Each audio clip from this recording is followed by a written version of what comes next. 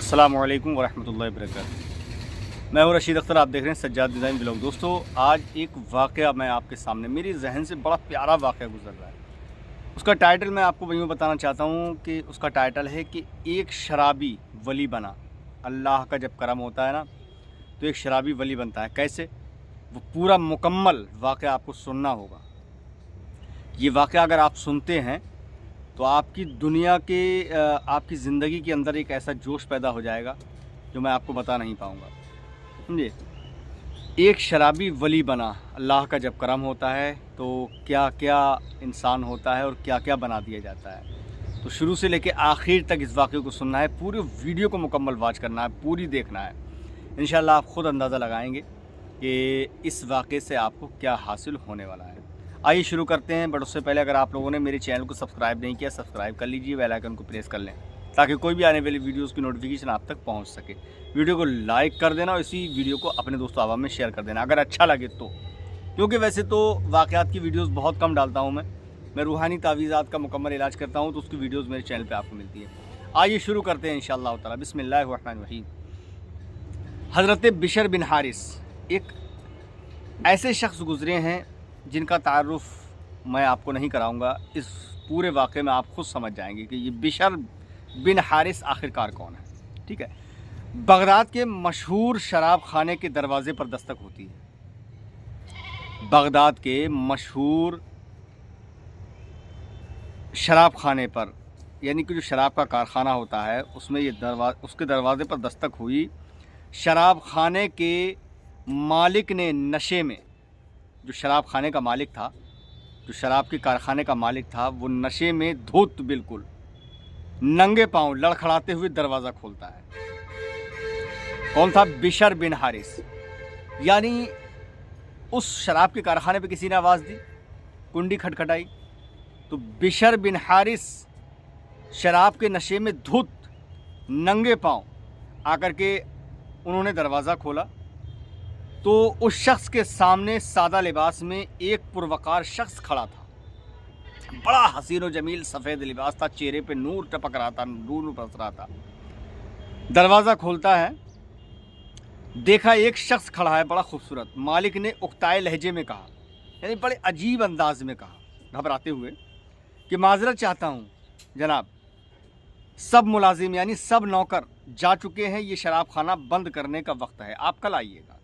उनने सोचा कि शायद कोई मतलब जो है फ़कीर है, कोई भीख मांगने वाला है या कुछ है। उन्होंने कहा भाई सारे मुलाजिम, सारे नौकर चाकर जा चुके हैं और अब शराब खाना जो है, कारखाना जो है, बंद करने का टाइम हो चुका है और आप कल आइएगा। उससे पहले कि मालिक पलटता, यानी इतनी बात कहकर मालिक पलट नहीं पाया, उससे पहले अजनबी ने उसके कंधे पर हाथ रखकर कहा, मुझे बिशर बिन हारिस से मिलना है। यानी जो आने वाला शख्स था दरवाजे पर, जिसने कुंडी खटखटाई थी, दस्तक दी थी, उसने कहा मुझे बिशर बिन हारिस से मिलना है। उसके नाम बहुत अहम पैगाम है अल्लाह रब्बुल इज़्ज़त की जानिब से। सुभान अल्लाह। बहुत मोहब्बतों के साथ सुनिएगा, ईमान ताज़ा हो जाएगा। समझे? उन्होंने कहा मुझे बिशर बिन हारिस से मिलना है, उनके नाम बहुत अहम पैगाम है अल्लाह की जानिब से, है ना। शराब खालिक के मालिक ने चौंक कर कहा, बोलिए मेरा नाम ही बिशर बिन हारिस है ना। जी हाँ। अजनबी ने बड़ी हैरत से सर से लेकर पांव तक सामने लड़खड़ाते हुए शख्स को देखा और बोला, क्या आप ही बिशर बिन हारिस हैं? यानी दस्तक देने वाले शख्स ने कहा, क्या आप ही बिशर बिन हारिस हैं? मालिक ने उकताए हुए लहजे में कहा, क्यों, कोई शक आपको दिखता है? कोई शक है मेरे बिशर बिन हारिस होने में? क्या आपको कोई शक नज़र आता है? तो अजनबी ने आगे बढ़कर उसके हाथों को बोसा दिया और बोला। अब अजनबी कौन होता है वो भी इंशाल्लाह आप सुनेंगे, बिशर बिन हारिस कौन हुए वो भी आप सुनने वाले हैं। ठीक है। आगे बढ़ा वो अजनबी, उसके हाथों को बोसा दिया और बोला, सुनो बिशर बिन हारिस, खालिक़े अर्ज़ो समा ने मुझे कहा है कि मेरे दोस्त बिशर बिन हारिस को मेरा सलाम अर्ज़ करना। अल्लाह।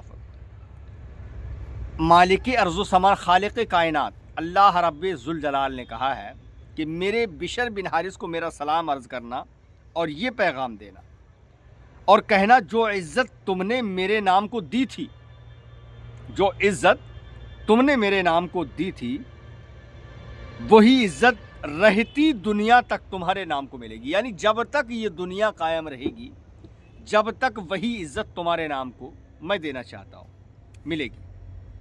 ٹھیک ہے جی ہاں، اتنا سننا تھا کہ بشر بن حارث کی نگاہوں میں وہ منظر گھومنے لگا۔ جب اتنا سنا کہ کوئی ہے جو میرے بارے میں یہ بول رہا ہے تو بشر بن حارث کا سر گھومنے لگا، ہے نا۔ جب ایک دن حسب معمول وہ نشے میں دھت چلا جا رہا تھا بشر بن حارث، تو اس کی نظر گندگی کے ڈھیر پر پڑی، اور گندگی کے ڈھیر پر پڑے ایک کاغذ پر پڑی جس پر اسم اللہ یعنی کہ اللہ رب العزت کا نام لکھا ہوا تھا۔ بشر نے کاغذ کو بڑے احترام سے چوما، صاف کر کے پاک جگہ پر رکھ دیا اور کہا اے مالک عرش عظیم، یہ جگہ تو بشر کا مقام ہے، یعنی کچرے کے جگہ پر تو بشر کا مقام ہے نا۔